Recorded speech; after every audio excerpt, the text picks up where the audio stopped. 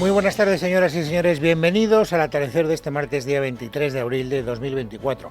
Todavía no se han acallado los ecos de la resaca electoral del País Vasco y ya estamos metidos de hocicoz en la campaña catalana, que empieza formalmente el viernes, a las 12 de la noche del viernes, es decir, de la noche del jueves al viernes, dentro de 3 días, para que ustedes se hagan una idea. Bueno, ¿qué es lo que se ha dicho en las últimas horas a propósito de las vascas? Digo, por seguir un hilo conductor que sea, aunque sea cronológicamente coherente en el tiempo. Bueno, pues de lo que más se sigue hablando es de Bildu, naturalmente. Ya saben que Bildu empató a escaños con el Partido Nacionalista Vasco, aunque ocupó la segunda posición en número de votos. Hoy Otegi ha hablado además en dos sitios distintos. A primera hora ha hablado en Euskadi Irratia y allí ha dicho una cosa muy llamativa, en la medida en que clarifica la posición de Bildu, por si alguien tenía duda. Yo particularmente creo que no había muchas dudas al respecto, pero por si había algunas, ha despejado la duda y ha dicho que él da por hecho que se va a producir un pacto entre el Partido Socialista y el PNV y que ese pacto no va a poner en riesgo el apoyo de Bildu al señor Sánchez en la legislatura nacional. Eso lo ha dicho a primera hora de la mañana, eran las 9, pocos minutos más tarde de las 9. Y sin embargo, fíjense lo que es la política. Eso lo ha dicho en una entrevista hecha en euskera. Y luego, pues hace un par de horas, ha aparecido en Euskal Televista hablando en castellano. Y allí el muy cuco, por decirlo de una manera muy suave, el mensaje que desliza no es el que ha dicho por la mañana.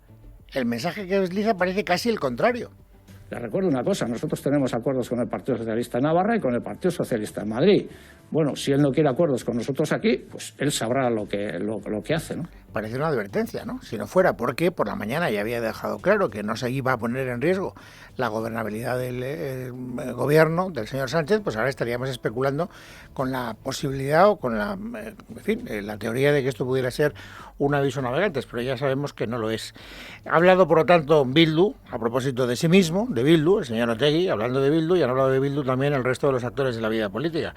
Ha hablado Feijóo, por ejemplo, el presidente del Partido Popular, para decir que el éxito de Bildu se debe, básicamente, al apoyo que ha recibido por parte del señor Sánchez. Yo creo que lo más importante de las elecciones vascas es que Bildu, por primera vez en la historia democrática de nuestro país, ha empatado a escaños con el Partido Nacionalista Vasco.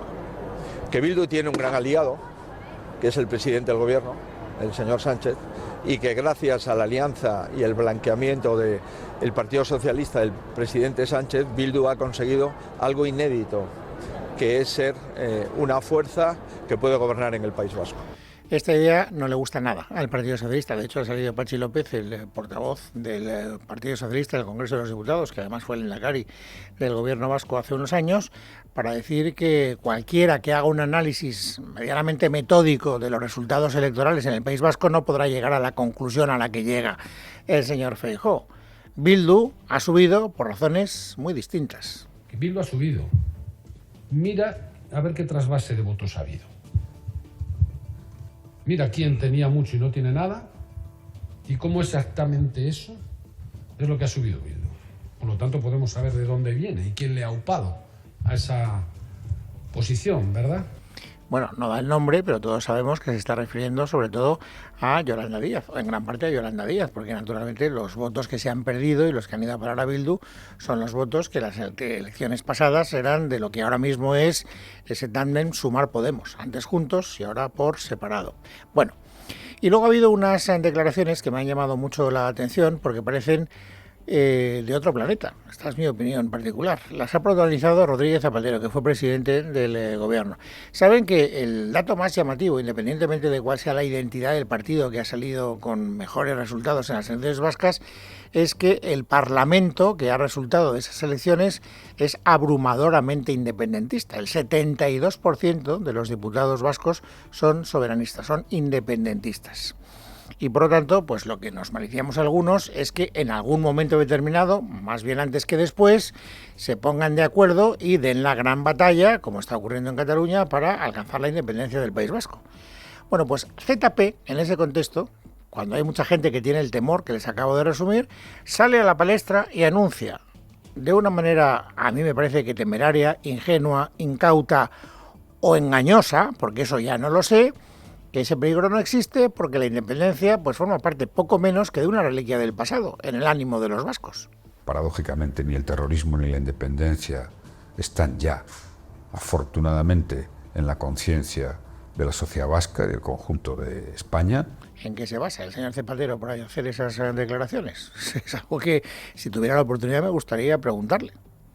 Y desde luego no sé cómo lo habrá acogido una gran parte del electorado vasco, que naturalmente sigue teniendo esa idea metida entre ceja y ceja. No hay que olvidar las mismas declaraciones que ayer protagonizaba el señor Otegi, el que escuchábamos al principio, y ayer dejó muy claro que en esta legislatura su gran batalla iba a ser precisamente la de concitar el ánimo mayoritario de los diputados en el Parlamento Vasco para dar la batalla de la independencia de Euskadi. Por eso vuelvo a preguntar, ¿en qué se basa usted, señor Zapatero, para llegar a esa conclusión? Pero bueno, era una de las declaraciones destacadas del día y me parecía que ustedes debían conocerlas. Y luego también tres declaraciones más en relación a la resaca electoral. Gabriel Rufián, Esquerra Republicana de Cataluña, echándole una mano naturalmente a su socio vasco, que es precisamente Bildu. Saben ustedes que el señor Ochandiano, el candidato de Bildu, durante la campaña, se negó a decir que la banda terrorista ETA era una banda terrorista. Hoy le han preguntado a Rufián a propósito de esa actitud del señor Ochandiano. Y Rufián, uno de cal y otro de arena. Sí, en pasado, ETA era una organización terrorista, y hay que decirlo así. ETA era una organización terrorista. Me parece un error decir lo contrario. Me quedo con el hecho de que el candidato de la izquierda abertzale matizó sus palabras.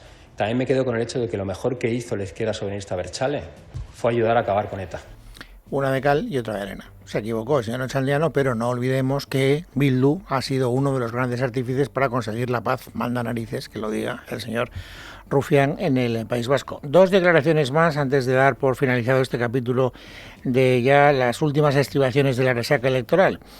Volvemos a Feijóo, al presidente del Partido Popular, que está bastante contento, o eso dice, al menos públicamente, con los resultados que ha cosechado su partido en esas elecciones. Desde el año 2001 llevábamos bajando en porcentaje de voto y en escaños, y hemos empezado una remontada. Y esa remontada es un 2,5%, 2,4% más de porcentaje de voto y un 60% más de votos. Es evidente que nos gustaría más, pero lo cierto es que hemos cumplido todas las expectativas de las encuestas y las hemos mejorado en relación al porcentaje de voto que nos daban. O sea, que están contentos, o eso dicen, aunque ya sabemos que en privado algunos dirigentes del Partido Popular consideran que los resultados no han sido los que deberían ser. Incluso hay algunos que están criticando la campaña que el Partido Popular ha desplegado durante estas últimas elecciones en Euskadi. Y luego también ha hablado Borja Semper, que es el portavoz nacional del Partido Popular, para decirle al Partido Socialista de Euskadi: usted dice que está contento, pero yo cada vez que veo los resultados no encuentro ningún motivo para que usted esté contento. Yo miro los resultados electorales del Partido Socialista y me sorprende muy mucho la euforia del candidato Eneko Andueza en la noche electoral y la euforia de portavoces socialistas el día después. Yo he visto y he conocido a un Partido Socialista en Euskadi que aspiraba a ganar, que aspiraba a ganar las elecciones. De hecho, yo con mi voto y junto a otros compañeros míos hicimos lehendakari a Patxi López. Hoy el Partido Socialista en Euskadi y en otras comunidades autónomas está eufórico por ser tercero, por ser o comparsa del nacionalismo o ser un partido que aspira, pues eso, a ser un socio. Y a mí me sorprende esa euforia. Bueno, hasta aquí la resaca electoral del País Vasco. Y a partir de aquí ya las primeras estribaciones de la campaña catalana, que como saben, como les he dicho al principio, formalmente comenzará a las 12 de la noche del próximo viernes, o a las 12 de la noche del próximo jueves, la noche del jueves al viernes, para que no haya equívocos. Bueno, hoy publica el diario El País una encuesta de 40DB donde da muchos datos. Y a mí me gustaría ir desgranándolos e ir ilustrándolos con algunas de las, declaraciones más destacadas en el día de hoy. La primera conclusión a la que llega, yo creo que el titular más destacado de esa encuesta de 40DB, es que las elecciones catalanas las va a ganar con gran diferencia el Partido Socialista de Cataluña, es decir, Salvador Illa, que va a conseguir 38 diputados, o lo que es lo mismo, 5 diputados más de los que obtuvo en las últimas elecciones autonómicas. Por lo tanto, Illa es el principal protagonista, o por lo menos el primero, de esa encuesta. Y de ella se ha hablado mucho hoy en España. ¿Por qué? Pues porque ya saben que ayer comenzó la comisión que investiga en el Congreso de los Diputados la venta de las mascarillas y que el Partido Socialista había tenido mucho interés en que Salvador Illa fuera el segundo compareciente. Lo que quería es acercarlo lo más posible de las elecciones para que nadie pudiera, implicar el nombre de ella en lo que es la campaña. ¿Y cómo le salió ayer a ella esa primera comparecencia ante la Comisión de Investigación en el Congreso de los Diputados? Si escuchamos al Gobierno y al partido que sustenta el Gobierno, muy bien. Hoy Pilar Alegría ha hablado de la comparecencia de ella en estos términos. Creo que ayer claramente los ciudadanos que pudieron seguir la comparecencia del señor Illa reforzaron la buena opinión que tienen sobre el mismo, por el ejercicio de solvencia y de transparencia que realizó el señor Illa, contando y explicando cómo fue su gestión al frente del Ministerio de Sanidad en los peores momentos que ha vivido nuestro país durante la pandemia sanitaria del COVID-19. Y no es muy distinto el panegírico que le ha dedicado hoy Patxi López al señor Illa. Yo creo que ha sido una gran referencia de honestidad, de saber hacer bien las cosas, frente a la mayor crisis sanitaria que hemos tenido en este país, que es una referencia de honestidad también en su comportamiento político y que ayer dejó muy claro que ese comportamiento también está avalado por los hechos y por los documentos. Como ven, un discurso prácticamente idéntico el del Gobierno y el del Partido Socialista. El resto de los grupos de la oposición, quitando a Sumar, que también está bastante contenta con esa formación política, con la comparecencia de ella, el resto de los grupos no lo ven de la misma manera. Desde luego no lo ve así el Partido Popular. Luis Santamaría, que es el que llevó la voz cantante en esa comisión de investigación, ha querido recalcar una cosa. Y es que la primera comparecencia de ella ya ha servido para que los españoles tengamos una primera idea muy clara. Simplemente el primer día de trabajo de la comisión ya hemos sabido que el señor Illa se sentó con el señor Koldo y que ordenó a su jefe de gabinete que se sentara con Koldo. Bueno, no es muy llamativo que el Partido Popular naturalmente trate de meterle el dedo en el ojo al señor Illa, porque es el principal partido de la oposición. Lo más sorprendente, lo más, interesante desde el punto de vista de lo que es el análisis político, no son las declaraciones del señor Santamaría, sino las declaraciones de Gabriel Rufián, porque Gabriel Rufián es Esquerra Republicana de Cataluña, socio preferente de Pedro Sánchez y adversario electoral en las elecciones catalanas. Fíjense cómo ha valorado Rufián la comparecencia de ayer del señor Illa. El señor Illa lo que vino a decir el otro día es que él no sabía nada, ayer, que él no sabía nada, que pasaba por aquí. Incluso mintió en sede parlamentaria, en comisión de investigación, como usted sabe, incluso está penado con cárcel o con multa, según el Código Penal. Pero no es la primera ni la última vez. Al señor Illa no le ha gustado nada que Rufián le haya dicho que mintió en el Congreso de los Diputados. Es más, ha tenido que salir a la palestra para desmentirlo. Yo no mentí en sede parlamentaria, yo expliqué lo que ya he venido explicando varias veces y a partir de ahí, oiga, que cada uno diga lo que quiera y juzgue, ¿no? O sea, ahí están las 72 investigaciones, auditorías y controles que se han hecho sobre la gestión del Ministerio de Sanidad en pandemia y los resultados a disposición de todo el mundo que los quiera comprobar, ¿no? Bueno, seguimos con la encuesta de 40DB. Ya les decía que el primer titular era que Illa va a ganar las elecciones, por eso quería que escucharan lo que se ha dicho hoy a propósito de Salvador Illa. Pero naturalmente esa encuesta da muchos más datos. Lo que nos cuenta también esa encuesta es que en la pugna entre los partidos independentistas, Junts va a sumar un diputado más de los que tiene hasta ahora, va a tener 33, y Esquerra Republicana de Cataluña va a pasar a ser tercera fuerza, va a tener 27 diputados, es decir, 6 menos de los que tuvo en 2021. De tal manera que Puigdemont va para arriba, Esquerra Republicana va muy para abajo y en esa pugna entre los dos, Puigdemont parece, en esta primera estimación, que está muy por delante.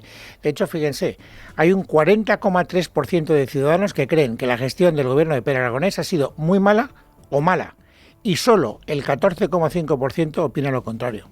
Puigdemont, por el contrario, es el candidato más conocido por toda la población y arrasa en los apoyos internos.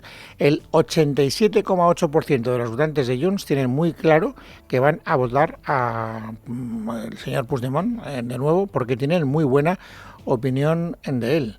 y sin embargo Esquerra no tiene esa fidelidad de voto ni de lejos, solo el 53%, es decir, un poquito más de la mitad de los votantes de Esquerra hace 4 años tienen en este momento claro que van a repetir su voto. Estos son datos interesantes. Por cierto, que no se me olvide contarles también que el Tribunal Constitucional hace un ratito, hace apenas una hora, ha confirmado que el señor Puigdemont puede ser candidato en las elecciones catalanas. Sabían que, o saben, o recuerdan que Ciudadanos había presentado un recurso diciendo que como él se presentó con el carnet de identidad caducado, pues que no podía ser candidato. Les ha dicho que puede ser candidato el señor Puigdemont.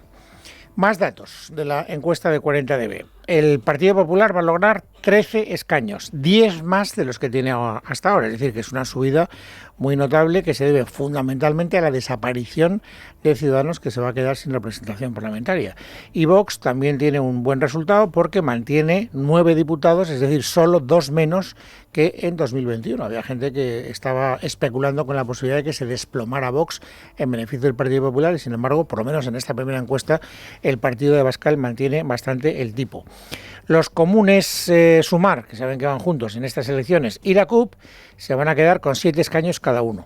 De los dos, el que sale peor parado es la CUP, que pierde 2 escaños con respecto a hace 4 años. Y además el sondeo también pronostica la entrada de Alianza Catalana, que es la formación independentista de extrema derecha que lidera la alcaldesa de Ripoll, como saben, Sílvia Orriols, que va a lograr, según esta encuesta, un escaño. Estos son datos que aparecen en todas las encuestas, pero en la encuesta de hoy del País podemos llegar un poquito más lejos, porque también se pregunta a los electores, a los catalanes, que qué coalición preferirían. Ya que nadie va a ganar por mayoría absoluta, ¿qué coalición le gustaría a usted que gobernara? Y aquí hay algún dato interesante. El 26,8% querría una coalición liderada por Esquerra Republicana de Cataluña y Junts per Catalunya.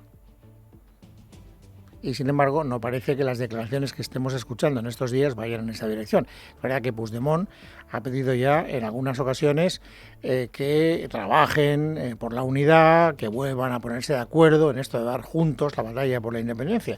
Pero las declaraciones de hoy, sobre todo protagonizadas por los actores de Esquerra Republicana de Cataluña, insisto, no parece que estén hablando esa idea.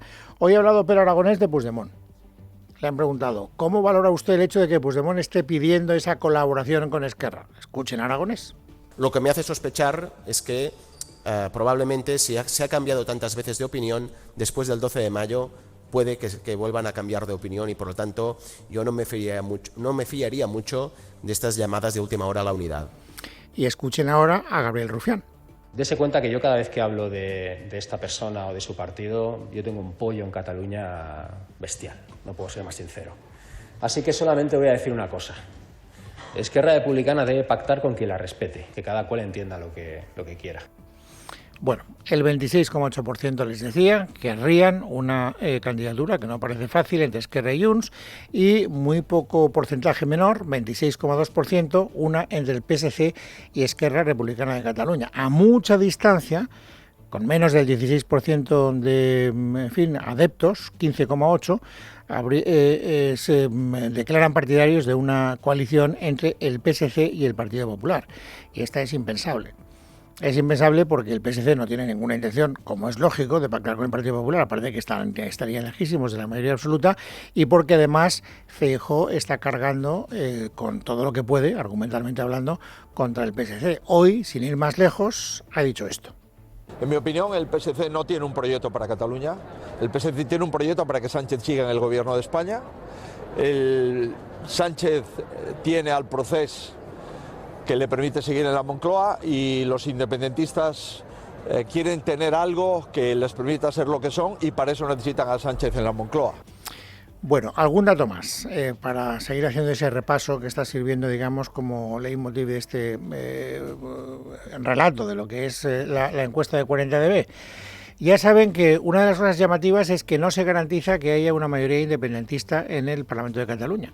Es decir, que si uno suma los votos de Esquerra, de Junts y de la CUP, se quedan a 1 de la mayoría absoluta. Por lo tanto, haría falta, eventualmente, si esta encuesta acertara en la diana, si no se equivocara, haría falta la concurrencia también de Alianza Catalana, que es un partido independentista, pero de extrema derecha. Problema, que ni la CUP ni Esquerra quieren ni oír hablar de Alianza Catalana. Hoy el señor Rufián, hablando de ese partido, fíjense lo que ha dicho. El fascismo es fascismo con una estelada detrás o no, da igual. Si eres un fascista, hablas como un fascista, votas como un fascista y defiendes cosas fascistas, eres un fascista, aunque tengas una estelada. Y tontear con el fascismo es muy chungo. Yo jamás lo haré. Bueno, y luego un último dato de esta encuesta que también me parece muy interesante y que creo que deberíamos tener todos en la cabeza. Resulta que le han preguntado a los ciudadanos de Cataluña cuáles son sus preocupaciones, de 1 a 10. La cuestión territorial, la independencia, para entendernos, aparece en el puesto número 10. Hay 9 que están por delante de ellos.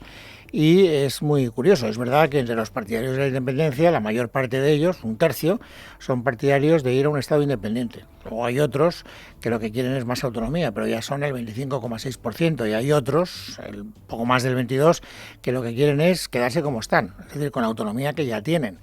Pero, insisto, lo más llamativo de todo es que la independencia, esa aspiración territorial, ocupa el puesto número 10 en cuanto a las preocupaciones de los catalanes.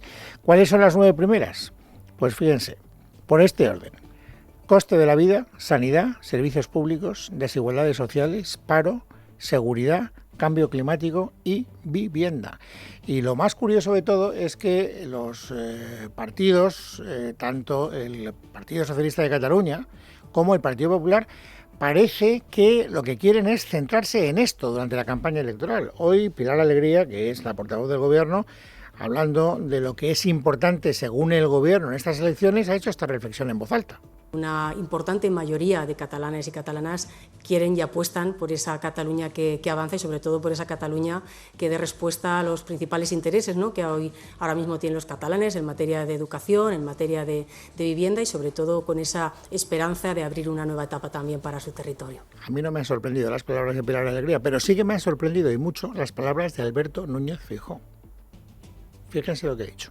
Vamos a intentar reconducir la convivencia y vamos a plantear un modelo en el que esté centrado en los problemas de la gente, en el realismo de las cosas cotidianas, y creo que estamos ya un poco hartos en el conjunto de los ciudadanos de Cataluña que se hable mucho de la Generalitat, pero que se hable poco de Cataluña. Estas declaraciones van un poco en la línea de lo que ayer dijo Borja Semper, pero es que ya saben ayer que Alejandro Fernández, que es el candidato del Partido Popular en las elecciones catalanas, salió en las redes sociales para, de alguna manera, oponerse a esa interpretación que había hecho Borja Semper. El hecho de que Feijóo vaya en esta dirección no parece que se compadezca mucho con la estrategia que quiere poner Alejandro Fernández, que quiere imponer en esta campaña electoral. ¿Esto es presagio de problemas? No lo sé, pero lo descubriremos pronto. Martes 23 de abril de 2024. Vamos, amigos, ahora a resumir y a completar el paisaje informativo sobresaliente de este día. Esther Nieto, bienvenida, buenas tardes. Buenas tardes, Luis. El juez de la Audiencia Nacional, José Luis Calama, ha acordado la reapertura de la causa abierta por la infección llevada a cabo con el programa informático Pegasus de los dispositivos móviles del presidente del Gobierno, Pedro Sánchez, y de los ministros de Defensa, Interior y Agricultura, Margarita Robles, Fernando Grande Marlaska y Luis Planas, respectivamente. El magistrado acuerda la reapertura tras haber recibido una orden europea de investigación emitida por las autoridades judiciales de Francia. Miguel Ángel Pérez, buenas tardes. Buenas tardes. El titular del Juzgado de Instrucción número 4 de la Audiencia Nacional, José Luis Calama, ha acordado reabrir el caso Pegasus tras recibir una orden europea de investigación emitida por las autoridades judiciales de Francia, que incorpora una investigación llevada a cabo en el país vecino en 2021 por múltiples infecciones de teléfonos de periodistas, abogados, personalidades públicas, asociaciones gubernamentales, miembros del gobierno francés, ministros y diputados, todo ello con el software Pegasus. Las autoridades galas exponen que sus investigaciones pretenden averiguar quién se encuentra detrás de estas infestaciones masivas y que su investigación les ha llevado a solicitar auxilio judicial a Estados Unidos e Israel, toda vez que la empresa propietaria del programa negó ser responsable de la infección de los teléfonos y afirmó que cualquier información adicional debía solicitarse a través de las herramientas de cooperación judicial. En su auto, el magistrado Calama explica que el archivo provisional permite reabrir una causa cuando aparecen nuevos datos. En este sentido, considera que la comparación de los elementos técnicos recogidos en la investigación francesa con los obtenidos por el Centro Criptológico Nacional en los análisis periciales de los dispositivos infectados del presidente del Gobierno y de los 3 ministros puede permitir avanzar en las investigaciones llevadas en uno y en otro país en orden a determinar la autoría de estas infestaciones. Y el presidente suplente del Consejo General del Poder Judicial, Vicente Guilarte, ha enviado a Congreso y Senado su propuesta para evitar futuros bloqueos en la renovación del CGPJ. Guilarte plantea dar continuidad a la elección parlamentaria de los vocales si los nombrados son ajenos a toda contaminación política previa o que el nombramiento de los vocales judiciales quede en manos de los propios jueces, pero con la misma prevención. Recordamos que queda menos de un mes para que termine la mediación de Europa entre el Gobierno y el PP para tratar de desbloquear la renovación del CGPJ, y hoy el ministro de Presidencia, Justicia y Relaciones con las Cortes, Felipe Bolaños, ha aprovechado este escenario para situar toda la presión en el PP de Alberto Núñez Feijóo. Lo fundamental es el clamor que existe en el sector de la justicia en este país, que es un clamor nacional e internacional para que se renueve el Consejo. Por eso, en este momento, el dilema que tiene el Partido Popular es si decide que quiere la renovación del Consejo General del Poder Judicial y, por tanto, que está con la Constitución, o si está por la descomposición total del Consejo General del Poder Judicial. Ese es el dilema que en este momento tiene el Partido Popular. Y este martes el Gobierno ha aprobado en el Consejo de Ministros un plan sobre los abusos sexuales en la Iglesia Católica al hilo de las recomendaciones del Defensor del Pueblo. Una de las medidas más relevantes es la indemnización económica a quienes hayan sido víctimas de abusos en la Iglesia y no hayan podido acudir a las vías judiciales. No se sabe cuándo estará habilitada esta compensación económica ni su cuantía o la manera en que se accederá a ella, pero sí se sabe que el Gobierno pretende que la Iglesia Católica esté dispuesta a asumir el coste de estas indemnizaciones. Así lo ha anunciado el ministro Felipe Bolaños. Creo que el órgano que ha de decidir esas compensaciones ha de ser un órgano independiente, en línea con lo que establece el Defensor del Pueblo, y desde el Gobierno hemos iniciado esas conversaciones con la Iglesia Católica para que la Iglesia Católica sufrague el coste de las indemnizaciones a las víctimas de abusos sexuales cometidos en el seno de la Iglesia. A partir de ahí vamos a dialogar, nos gustaría trabajar conjuntamente con la Iglesia Católica. Y el presunto cabecilla de la banda criminal Mocro Mafia, el cártel marroquí de la droga que opera en Holanda y Bélgica y que había amenazado de muerte a la heredera holandesa Amalia de Orange, se ha fugado de nuestro país tras una descoordinación policial y se encuentra en estos momentos en busca y captura. Karim Boukracicam, fue detenido en Marbella en enero pasado y ahora permanece en paradero desconocido tras quedar en libertad bajo fianza de 50.000 euros acordada por la Audiencia Provincial de Málaga. Las autoridades de Países Bajos lo reclamaron para que fuera entregado por la Audiencia Nacional, pero él no ha acudido a firmar a los juzgados como estaba estipulado. El ministro de Justicia, Felipe Bolaños, también valoraba así la noticia en la rueda de prensa posterior al Consejo de Ministros. Le digo que es una noticia preocupante y así la valoramos. Como ministro de Justicia no puedo entrar a valorar ninguna resolución judicial, pero sí confío en que las fuerzas y cuerpos de seguridad del Estado pongan a disposición judicial a esta persona cuanto antes, a disposición de los jueces y magistrados de este país, que de hecho ya han dictado una orden de búsqueda y de detención. En lo económico, nuevo jarro de agua fría para el Gobierno. El Banco de España asegura hoy que se necesitan 600.000 viviendas hasta 2025 para suplir el déficit de inmuebles en el país, pese a que hay casi 4 millones de viviendas vacías o desocupadas. Es lo que recoge la institución en su informe anual de 2023. Este déficit de viviendas se explicaría, entre otros motivos, por la falta de suelo para construir y se concentraría en 5 provincias del país: Madrid, Barcelona, Valencia, Málaga y Alicante. Leticia Vaquero. El supervisor revela en su informe anual que hasta el 2021 existía un equilibrio entre la creación de nuevos hogares y la construcción de obra nueva. Sin embargo, con las previsiones de 2023 a 2025, concluye que va a haber un desfase, por lo que el año que viene habrá un déficit de 600.000 viviendas, un cálculo que va a la par de la hecha por el sector inmobiliario. Pero además, en el punto de mira están también los anuncios del presidente en plena campaña de municipales y autonómicas. Quiero anunciarles que además de la movilización de 50.000 viviendas de la Sareb, vamos a financiar la promoción de otras 43.000 nuevas viviendas destinadas al alquiler a precios asequibles.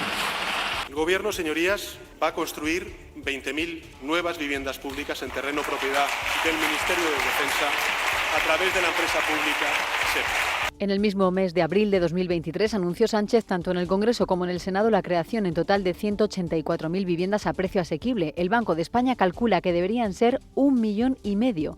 Asimismo, redacta que el control de precios, viendo la experiencia en otros países, puede desplazar la oferta a otras modalidades de arrendamientos, por ejemplo, el alquiler turístico más rentable y sin límites hasta ahora, pero también incrementar las mensualidades a los hogares con menos ingresos. Y si los perseguidos hasta ahora eran los grandes tenedores, el organismo dirigido por Pablo Hernández de Cos insiste en volcarse en este tipo de inversores para que haya más oferta de vivienda. Y terminamos contándoles que el escritor Luis Mateo Díez, quien se describe a sí mismo como un octogenario que mantiene el tipo, ha recibido hoy el Premio Cervantes 2023 con un discurso en el que ha cedido protagonismo a sus personajes y ha defendido una vez más el triunfo de la fantasía sobre el realismo. El autor de obras como La ruina del cielo o El reino de Celama ha recibido el máximo galardón de las letras españolas de manos del rey Felipe VI. Más datos, Paloma Cuevas. El escritor leonés ha recibido el máximo galardón de las letras hispánicas. En su discurso, Luis Mateo Díez ha recordado su niñez y también la influencia que tuvo el Quijote en aquel niño y sus personajes. Mis personajes no tienen tanta nobleza, pero son conscientes de alguna ejemplaridad heroica. A ellos vivo entregado, ya que son ellos quienes me salvan a mí. Recibía el premio de manos del rey Felipe. Un honor haber hecho entrega del mayor galardón de las letras en lengua castellana a Luis Mateo Díez, a un formidable creador de mundos y de territorios imaginarios, a quien, como él mismo dice, vive contando y cuenta viviendo. Con el himno universitario finalizaba esta ceremonia presidida por los reyes de España y a la que han asistido personalidades de la cultura y la política. En casa de Herrero, Es Radio.